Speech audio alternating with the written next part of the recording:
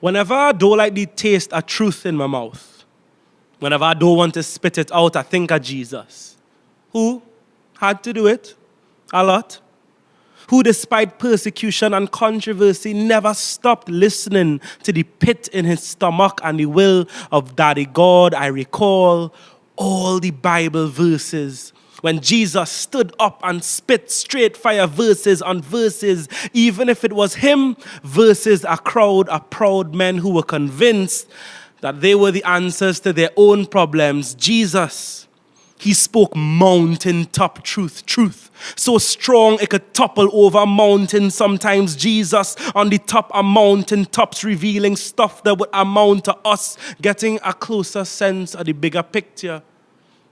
Other times, he'd whisper, calm and collected, in front his own collective, designing divine directives to take the shape of things that they could connect with. So even today, there is clarity in those heavenly messages. Jesus, an anchor man, separating fake news from what the real message is. Call that good news.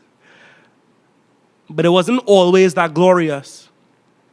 Though ultimately victorious, there were times when Jesus' story was nothing short of a tragedy.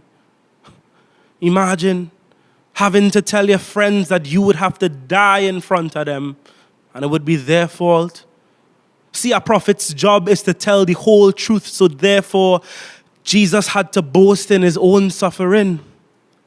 How painfully uncomfortable it must have been to cough up crystal balls with your own name on it. To know that blood and death would come to you and you alone would be facing it. Truth. You're not always going to like the taste of it. Ask Jonah and Jeremiah. Prophets like Jesus who proved that truth wasn't meant to be a pie in the sky but a child from up high, and that story almost ends in death. Scratch that. That story ends with the end of death, and Jesus is left standing at the right side of the God who stood for you. Truth. You're not always going to like how it tastes, but it is good for you.